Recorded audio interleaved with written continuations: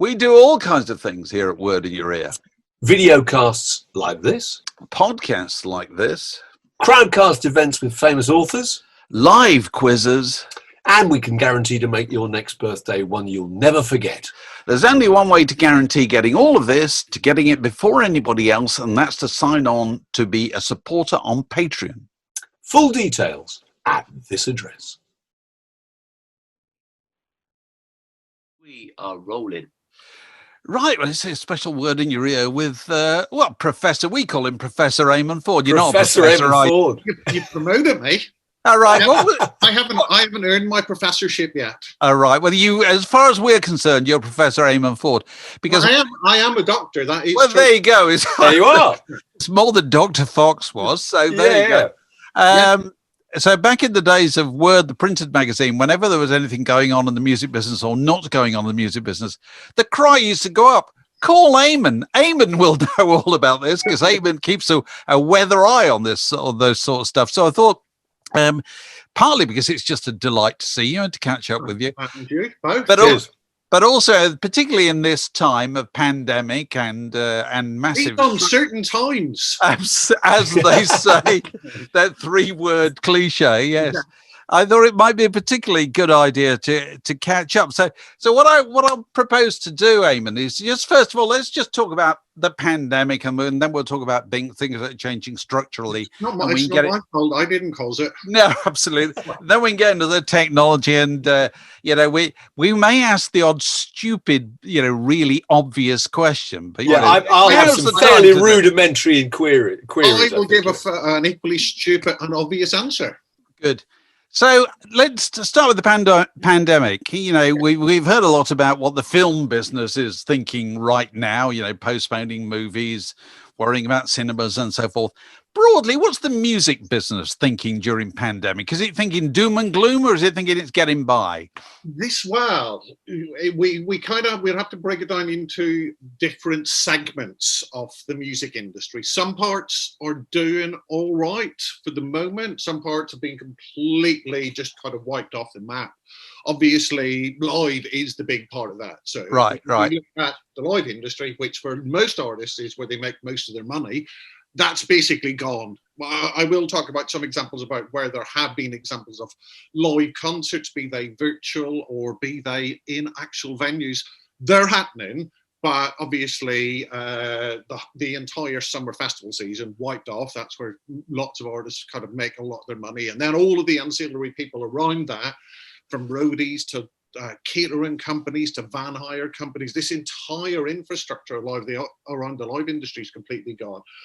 For the recorded music industry, at the moment, things seem to be all right. There was a little bit of a blip as people kind of adjusted to working from home. So there was a study done, I think it was by Deezer, and they found that their spikes of listening used to be, I think it was kind of between 8:30 and 9:30 in the morning. So it's commuting. Yes. And then they found that the spikes were happening at about 10 or 11. So as people kind of recalibrated, they initially weren't listening as much, but then within a matter of weeks, really, people were streaming as much as they were.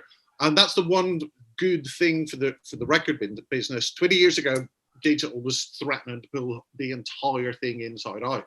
But because most of the business now is digital, I know I'm talking to two gentlemen with an enormous stack of vinyl on the walls behind them.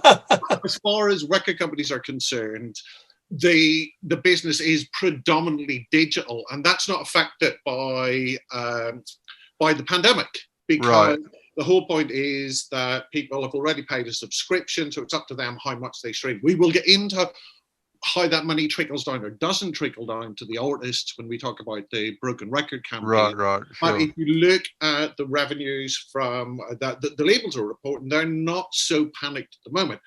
That's fine, because a lot of the albums that were scheduled for this year were already recorded. I think what we're going to see is that all the albums that should have been recorded in the summer and couldn't are going to be the vacuum next year. So it's going to be like with Hollywood and TV. Yeah. You're working a year and a half in advance. So we may see a big dip. All those albums that would have been people booking in the studios for the summer to work on an album for release date in 2021 might fall out of the schedules. There's enough stuff happening at the moment to kind of feed the beast with new material. Right. But we'll reach a point quite soon where there'll be less stuff.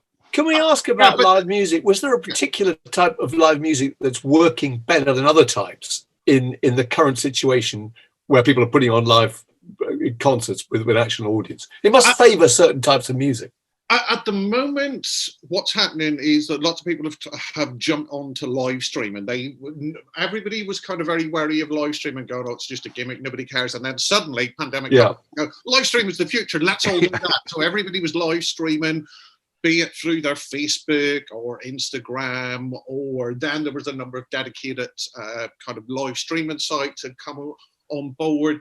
Some of them people were trying to charge ticket prices for these. Some people managed to do that. I've got some stats here that I will have to refer to. So if my eyes disappear, you will understand why. What was a couple of the big ones were Laura Marling did a show at the Union Chapel, and she sold, it was something like 7,500 tickets. Really? Online? Yeah, at 12 quid a pop. There was the big Nick Cave show. It was just him on piano from Alexandra Palace, and that did incredibly well.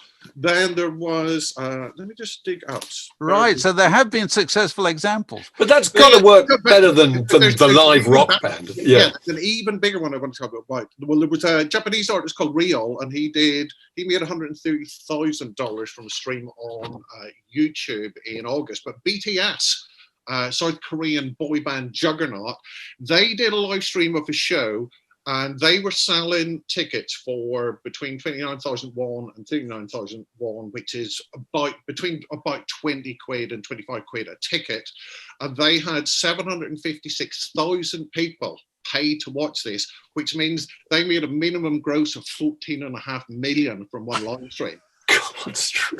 So that's BTS, and they can do that. And Laura Marling's got a very loyal audience. Nick Cave's got a very loyal audience. You bring that down to the kind of people who would be playing, I don't know, the Windmill in Brixton to 250 people, or even 150 people. Getting someone to stump up for that is a much harder ask. It's a very much harder thing. It is, yeah. But going back to Mark's point, is it more kind of concert artists like Laura Marling and Nick Cave? You can imagine it's kind of like a recital, isn't it? You know what I mean?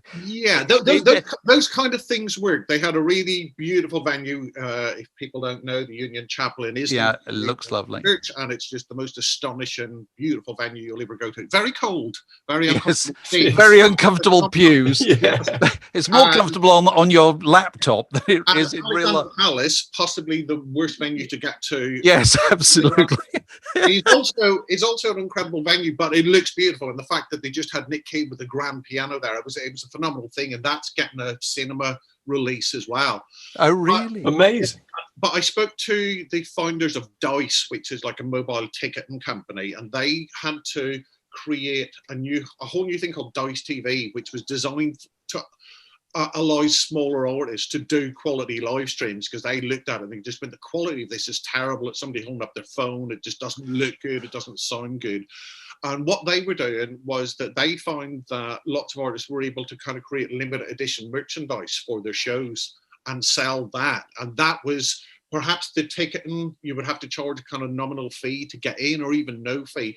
But it's the merch stand, which if you actually flip that and look at touring artists anyway, particularly those small artists, they weren't making a huge amount of money from the gigs. It was the selling of T-shirts and tote bags and badges. See, that's really good. It's worth just bringing people up to date on that, because there may be people who still think, I don't know, that artists still make money out of royalties, income out of records sold or whatever. And, if we take the average kind of successful performer nowadays, what percentage of their revenue do you think comes from recorded music, and what percentage comes from live, and what percentage comes from merchandise and associated? It really, really depends on the artist. So if it was a big frontline artist having huge hits, so someone like a Dua Lipa or somebody like that, I would say they would make a decent chunk from their streaming, or Ed Sheeran. Ed Sheeran would probably do that, but then obviously his touring overheads are minimal compared to a 5-person rock band. And I think it would be not completely evenly split. But then if you look at someone like a U2 or a Rolling Stones, their money from recorded, it's, well, I would like it. I could live very happily on that. But then when they go on the road, then it's like 90% of their income, 95% of their income from that year will be from touring and from merchandise and around that. If they're not active, I'm sure Rolling Stones Inc. or U2 PLC, the turnover from just their streaming or album reissues, it'll be significant, but if you put it in the context of what their earning potential is, it's minuscule. But it won't be comparable to what they would have made, the Rolling Stones in 1974 or something like that, will it? Yeah, well, obviously you couldn't compare that to the Rolling Stones in 1964 because they had signed one of the worst recording deals. Okay, but I mean, when they, in the days when a load of people went and bought a Rolling Stones record all the time, and there was certain... Absolutely. And I think and then there are artists who are just streaming artists. They're not necessarily live artists. They exist in that streaming world and they make significant income from that. But it was really interesting. I saw an interview with Hannah Overton, who runs Secretly Canadian in the UK, kind of a big independent label. And they said that they had to make a very kind of conscious decision at the start of lockdown about what albums that were in the can that they could release this year and what would have to be held back to 2021. And they said it was for the artists who were live wasn't absolutely everything. They could push forward with those, but for other artists where them going out on the road and building up this live following, I think she gave Shame as the example of that, all of those albums would have to be pushed back to 2021 because that act has to go out and play, and that's where they... So effectively, there's some acts where the record is almost like merchandise, isn't it? You know what I mean?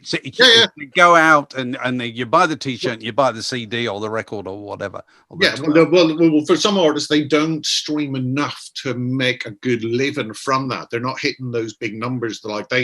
If you look at someone like an Ed Sheeran or Dua Lipa, their big hits are doing like 500 million streams on Spotify alone, and that can bring in a good bit of money. But then also within that are the songwriters. So you will have songwriters who don't tour, so where record sales and mechanicals from the record sales are all they get, and then they might get PRS money from those songs being radio play, and also being performed live and also being played in venues which are now all closed. So the big publishing organizations have all kind of put forward, have all issued not profit warnings, but they're saying that their revenues for this year are going to be dramatically down because the money that they would have got from live performance or for public performance has been completely kind of wiped out because a lot of these bars and cafes and even hairdressers and things like that were closed. So all of these tiny little... It makes a lot of difference.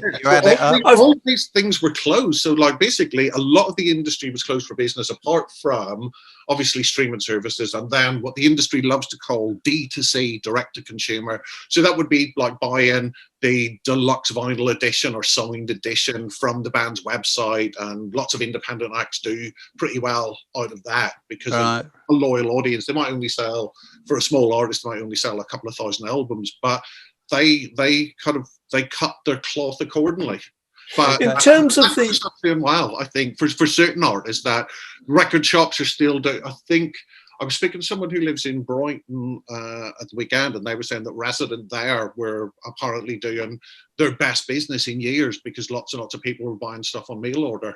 So there's tiny little pockets where stuff is doing really well, but then if you look at the totality, it's basically this scorched earth with like a couple of nice little shits. I heard something the other day that basically, if you're in the service economy, you're doing badly. If you're selling a product, you're probably doing tolerably well. So people aren't going to bars and they are going to clubs and so forth, but they might go and spend more money on a record. That's it.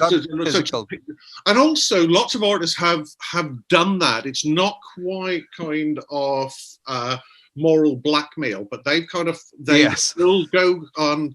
Point out on their social media that we can't tour times are tough, Yeah. all that. If you can you buy this album from this outlet, and we might make some money, or we've done a limited edition run of merchandise or something, please support us, or buy direct from their Bandcamp, or all of these things. And I think they were probably a little wary before that, because it kind of looked like begging. Please buy our stuff, please buy our stuff, or just a horrific sales message. But I think it's now flipped into an ethical debate rather than a pure commercial one, where artists are struggling. And I think particularly people who are into kind of smaller independent artists know how hand to mouth that existence is and how important. There's an interesting pattern emerging certainly with the kind of older artists, that there's been a real increase since the pandemic in musicians selling their entire song catalogues, particularly to companies like Hypnosis. I mean, Blondie just sold their catalogue. Chrissie Hynde just sold hers. I mean, what does that tell us about the current situation, apart from the fact that some of these people seem to be effectively retiring in a way? Well, yeah, but that's a trend that's been happening for a good few years, where catalogues are now. Yeah, but it's increased, isn't it? Yeah, but that's also because a lot of these companies, particularly somebody like Hypnosis, which is run by a guy called Mercuriadis, who was a artist manager. Sanctuary, yeah, that's right. Yeah. So this is not the album design company. This is no. But make that clear. I believe the name is in tribute to the story. Yeah, it is. It is. Yeah. Design company. And his whole thing is that you go in and you buy up, or you buy into this catalog, and then you find new ways to work it. So they're trying to spot these catalogs that have potential, that have a big hit, but then it's finding ways to increase that. So it's about going beyond the one hit. You use that one hit in streaming, and then through playlisting, through general marketing, through synchronization, you're kind of pushing other tracks in the catalog. And that that's a thing that a lot of older artists have to do. The idea that as time goes by, their catalog in the public eye shrinks, and they just become known for one or two hits. Yeah. So I'm writing a book at the minute on the business of artist estates, and this is a big thing about how. Oh, I'm looking forward to that. That'd be really interesting. Oh yeah. God, I am furiously typing at the minute on it. Oh, Eamon, that sounds great. When's that coming out? It should be summer next year. I've got. That. Christmas. Ooh, we shall have to have you back talking. I'm really interested in that. Anyway, carry on. It's a fascinating topic, but one of the things that a lot of these states do is that they don't want the catalogue just to become boiled down to the one song. So they are proactively kind of refusing licensing requests for that one song. So you've got to take song number 4. Yeah. Or they're consciously digging into the corners of their catalogue and proactively pushing that. So that ties into what somebody like Mercuriadis is doing. Right. Other companies like Primary Wave are doing that. They actually bought in. They own 50% of the Whitney Houston estate. We've got BMG now on the Buddy Holly estate in totality. Well, Courtney Love sold the Nirvana or Kurt Cobain. Didn't she years ago? Oh, that's we have to tread carefully with that, because there's a lot of issues around that, because there was a whole big thing about her being potentially cut out, and Frank has been trying to push her out. But it's basically somebody comes to you, and if you're an artist in your 60s and your 70s, possibly doesn't have a pension. That would seem a really attractive option. Somebody comes along and say, I'll tell you what, X million pounds. A few million quid for the lion's share. Because you could hang on to it, and it might just, the possible profits might not be as great in they might not come. Absolutely. Or they might not come at all, exactly. Yeah, and kind of what's happening with the sale of those catalogues, and there is probably an argument that those artists who aren't making any money from live this summer are much more susceptible to selling their catalogues, or a share of their catalogues, or a share of their future royalties. But what was I going to say? I was going to say something. But I mean, if you take somebody, I don't know, but you take somebody like Bruce Springsteen, huge act. Yeah. This year, no revenue, probably. You know what I mean? I can't playing live. I can't imagine. Sorry. I can't imagine Bruce Springsteen's panhandling on the streets. No, I know, but still, these people, they sit at the top of effectively large companies, large families, extended families, musicians, tour managers, all kinds of people who depend on them touring. Yeah. And if they don't tour, because they can't, there's just nothing for those people. Yeah. And I remember the point I was going to make. It was about the sale price of a lot of these catalogues. So you've got big company, and this was happening before the pandemic, but the pandemic's probably accelerated this. It was the idea that you work out what's the sale price is worked out on a multiple of past earnings. So they will go, it's much better now. It's much easier now because with all of this digital data from streaming and so forth, all the information's reasonably up to date. You're not digging through old kind of accounts and so forth. And then they'll go, we will do a multiple of whatever. And it used to be kind of multiples of 9 or 10. And so they go, right, your past earnings were this, we forecast it's going to be this, so we will pay you this to buy out entirely. And for a big artist, particularly as they approach retirement, that could be a significant sum of money. But with more competition coming in here, particularly because hypnosis have a huge war chest to spend on this stuff, you're getting up. Some lawyers have told me that deals that they're doing, it's multiples of 25 now. Oh, good God. Catalogues. So whether or not that's sustainable or not, but my God, if you've got a catalogue and you want to sell it, now is the time to sell it, because absolutely. I shall bear that in mind, won't you, Mark? I will. I kind of get the feeling some of these groups barely think they exist anymore. I mean, if you remember the Rolling Stones, you think, do the Rolling Stones actually exist? Yeah. I don't know. Didn't they? They did a live stream, didn't they? They did. They did. Yeah. I want to go back. Let's just go back for a moment. I want to ask one more question on the live front. Clearly we all hope this bloody war is going to be over at some point. Yeah. But are people thinking that when live does return, it will be different? And if so, in what ways? You see, I have a theory about this. Go on. And you guys will like it because it will date back to your youth as well, which is that the live industry and the live circuit has changed dramatically in about the last 30 years, where certain cities, certain venues are the circuit. So London obviously over-indexed on a lot of that. So what's going to happen, I think, and this kind of came from talking to a young artist manager who kind of said that his friends are very wary of kind of coming into central London to go to gigs. And I think what's going to happen, or what potentially could happen, is this kind of decentralization of London as the epicenter of live music. Because if you look at all the numbers around young people moving to London or not moving to London or quickly moving out of London because it's become so expensive for them, I think we're going to see this revival of the provinces as a touring centre again. So all of those places that fell off the touring circuit in the 60s and the 70s could come back on. And let me just dig up the piece. I did a piece for Music Business Worldwide specifically about this. So there were some stats. So in 2000, the average student loan was £2,690. In 2019, it was just under £36,000. So you've got this whole generation of students coming out with massive debt. There's been a massive increase of young people either choosing not to come to London or moving out of London because it's so expensive.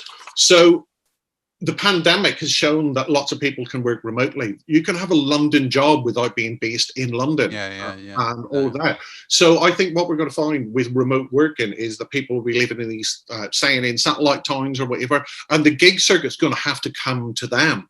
But will there be smaller venues? Because when Mark and I remember the days when touring acts came to Wakefield or Farnham or wherever we were in our teens, they would play the local cinema, which would be 2,500 or whatever. But those places, nobody uses those for live gigs anymore. But I think that's going to have to come back because I looked into it. So this is between September and December 1963, when the Beatles were white hot, the most famous people in the country, not quite the world at this point, and the places they were playing in those 3 months, they were playing Luton, they played Croydon, they played Preston, they played Kirkcaldy, they played a place called Trentham, which is a suburb of Stoke-on-Trent. Absolutely. A suburb, Southampton, Doncaster, all of these places, because you had to come to where the people were.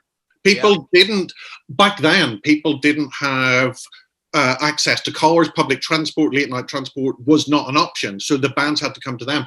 Now transport is a major existential concern for a lot of people. They don't want to get on a packed train, particularly at night, if there's going to be people with the potential of being infected or whatever else. So what was impossible in 1963 because of the infrastructure has now been made impossible because of the pandemic. And I think there's going to be a knock-on effect that a lot more people could start to behave locally. So they stay locally, they socialize locally.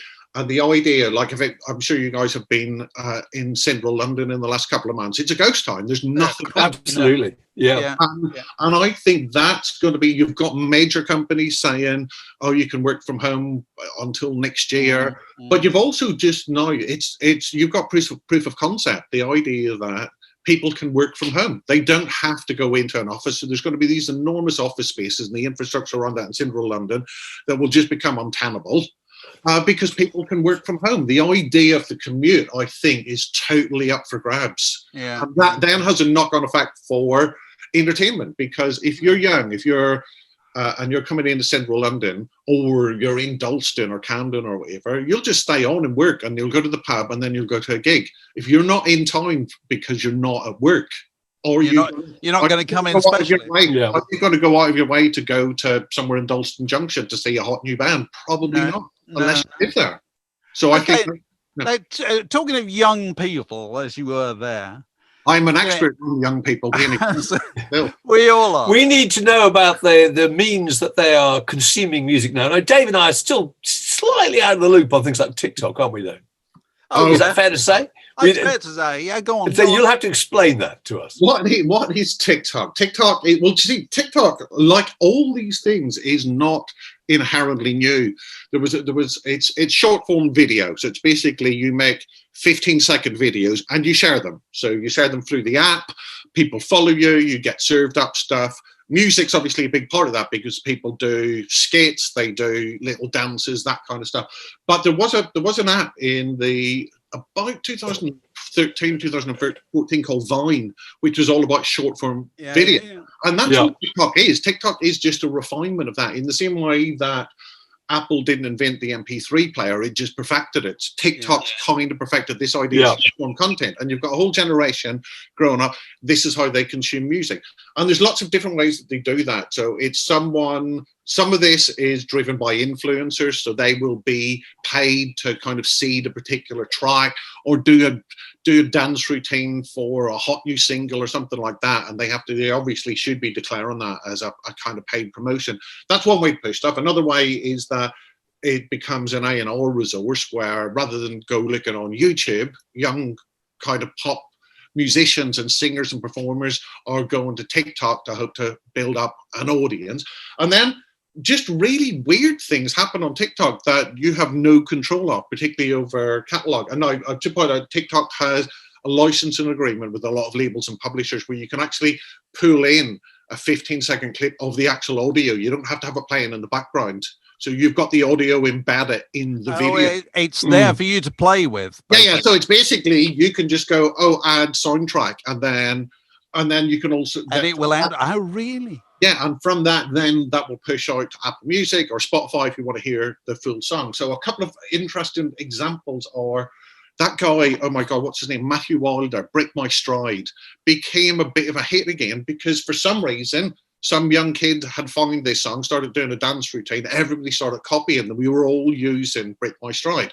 And then there was a thing last week or the week before with this guy, I think in LA, riding along on a skateboard with the camera pointing at him, drinking a bottle of Ocean Spray, and he was singing along to Dreams by Fleetwood Mac. Oh yeah, we saw that.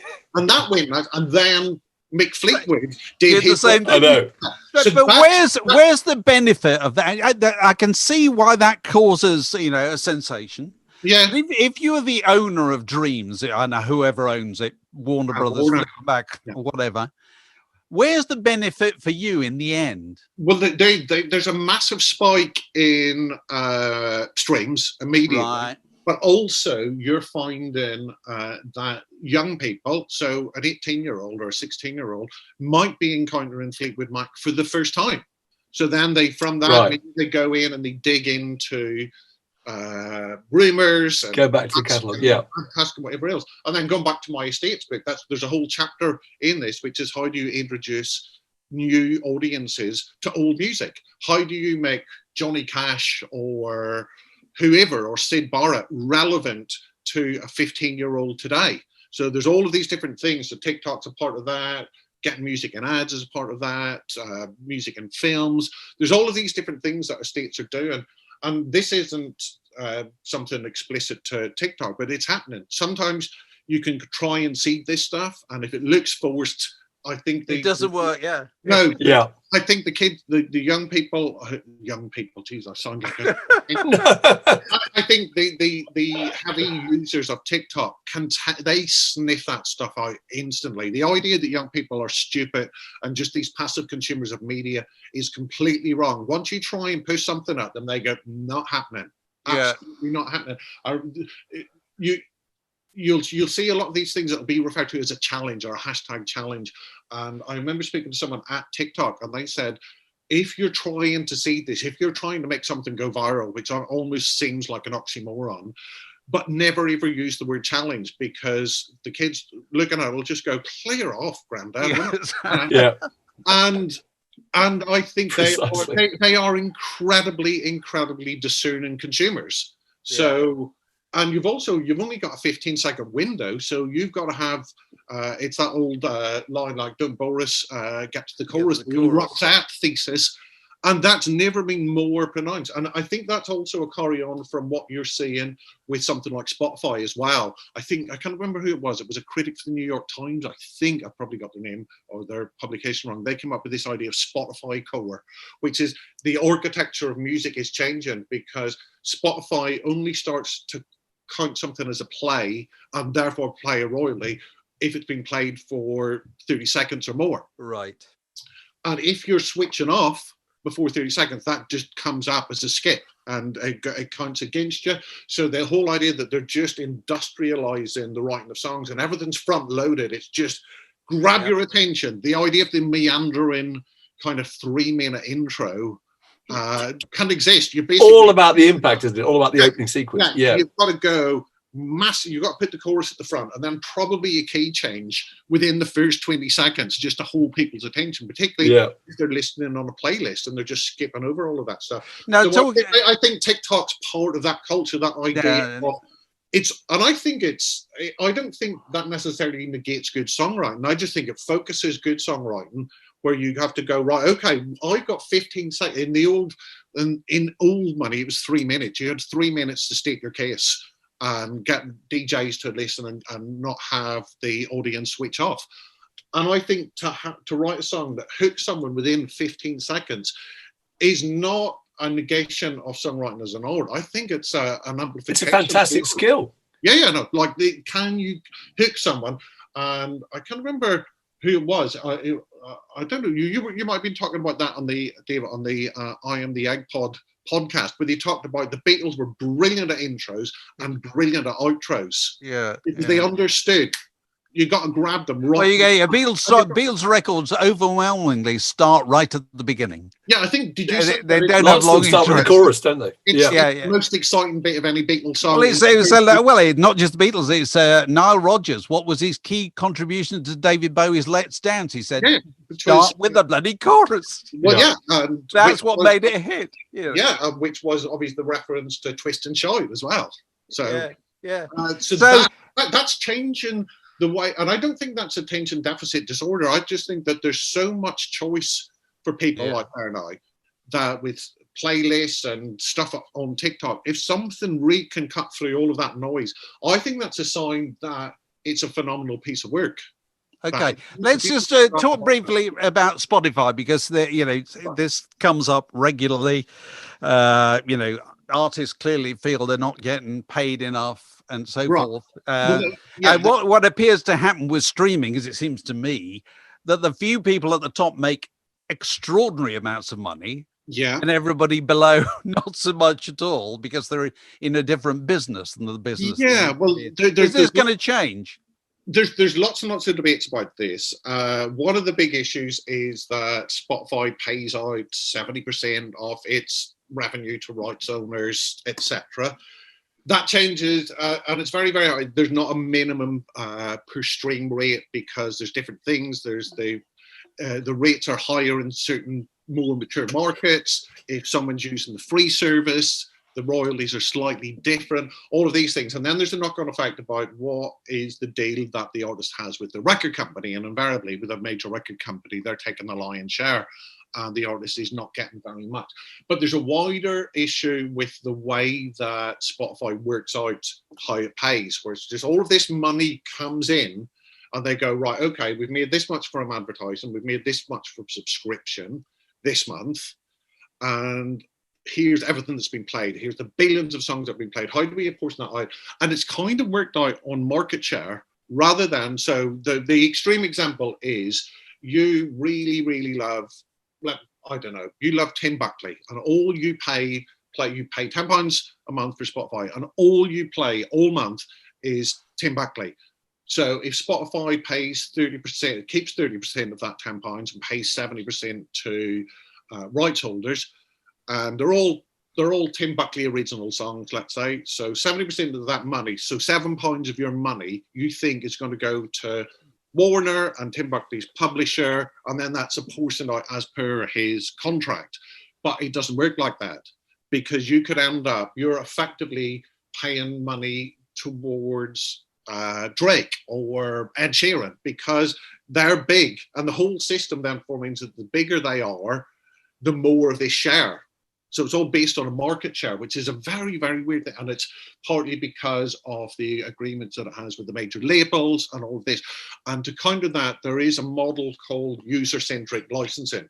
And this has not been pushed through yet. Deezer has been trying for a few years to do this, which is if all you played all month was Tim Buckley, that £7 goes to Tim Buckley. That's non-negotiable. That's that. And there have been a couple of studies looking into this. Some say that smaller artists would benefit enormously from this. Some say that they could end up kind of losing money, that they benefit from this kind of shared pool of money. But that, I don't know.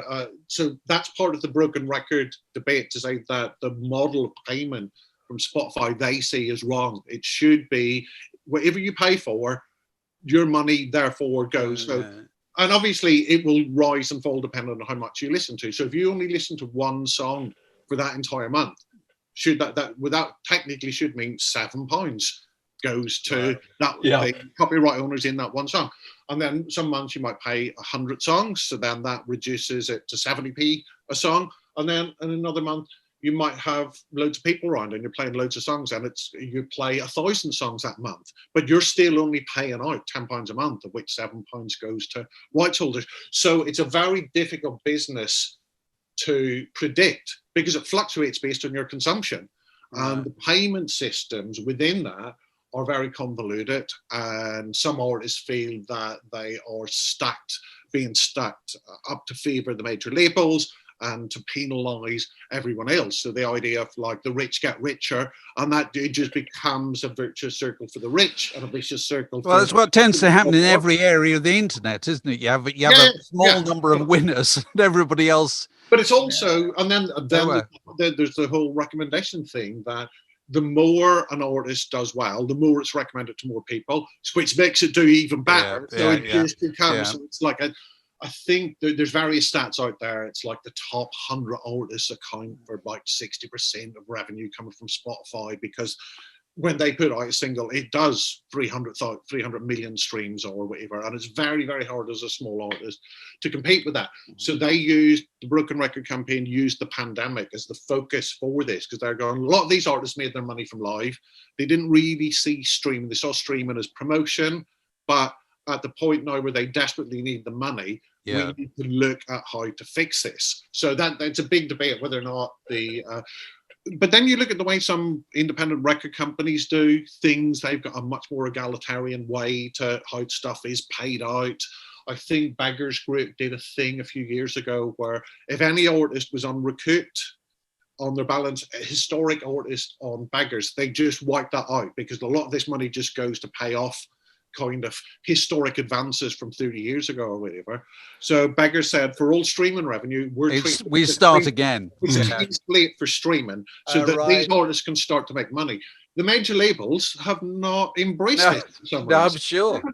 I can't quite figure out why they haven't been so willing to do this. And you look at the well, also they got millions of artists, haven't they? I suppose that's the other thing. Yeah. You know? And they also all had a share in Spotify. They were given shares in Spotify. Yeah. Did its IPO. I think Universal's the only one that hasn't cashed in its shares yet. Right. So, well, with that, other areas we covered a lot of stuff there. You know, we talked about a lot of people who are suffering a lot of pain, and clearly artists who rely on live work clearly are foremost amongst them.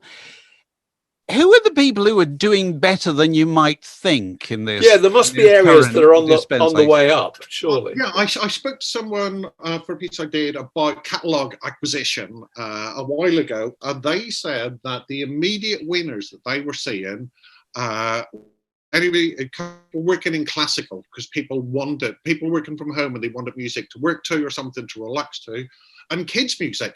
And kids' music, so nursery rhymes, things like that, because a lot of that stuff is all public domain in terms of the publishing. So if you do a new recording of Old MacDonald or whatever, you can make you keep the revenue, don't you? Because it's also arranged. Yeah, the amazing, like the kind of stuff that people don't really talk that much about on Spotify that does really well is classical. So you have playlists like music to study to. Yeah. And also, bizarrely, just weird stuff like sleep music or sleep noises. So things like white noise or thunder, because you leave that playing. You leave that playing for 7 hours, and then you transfer that to homeschooling. Lots of young kids at home, parents going like, God, what do we do? I can't leave them in front of Netflix or CBeebies for the whole day. So they just play nursery rhymes, and then you've got special services within that where you've got this application called Spotify for Kids, which is all the content within that is kind of pre-screens that you're not going to get insert name of voice. You're not going to get WAP, the highly controversial, very, very graphic song of the moment in there. So this is all stuff that's deemed kid friendly, and it's a much smaller catalogue, and they have podcasts aimed at kids specifically, and that's a huge audience because you can leave the kids in front of that. And also, as well, you're both parents, you will know that young children love repetition. Yeah. And so they just bang, bang, bang, bang, bang. So it's kids music and classical because they serve very, very functional roles. It's not this music is entertainment or music is art. You're going, will this help? I want it to do something for me. And it's to do with life being more based at home as well, isn't it? Yeah, completely. Yeah. So then you'll see lots of stuff like the role of Alexa and voice command and stuff like that. It's hugely important because the kids can do that. The kids can then, they don't have to navigate a tablet. Particularly preschool kids who obviously... So small children are sitting there going, please play, whatever. Yeah. So they're doing that. I've never come across that. That's amazing. Well, it's like imagining a 3-year-old working out how to use a turntable and just playing the wheels on the back. Or Octopus's Garden on a maddening loop. But this It's much easier now. And then also the parents have that safety net if they have their Spotify for Kids service connected to Alexa or whatever. So when the kids ask for a song, they know it's going to come. It's there. Yeah. So it's all PG approved. Eamon, it's been absolutely fascinating. We've packed in an awful lot of information there, a lot of things for people to think about. Please plug your book, your fabulous book about EMI. Do that. Just happen to have a copy. That is a fantastic book. We have had the great man on to talk about it on podcast. Passive. Terrific book. Still available to buy. It's a fabulous lockdown read. And then absolutely. Well, we're looking forward to the next one too. We're really looking forward to the next one. I can't think of anything I'd rather read, actually. Yeah. I spoke to a lot of estates. It's a really, really interesting business. It is. Fantastic. I can tell you who after we go off air. Okay. All right. Look forward to it. Amen. Meanwhile, Eamon, Thanks. thank you very much indeed. Thank Great you. to see you. Bye.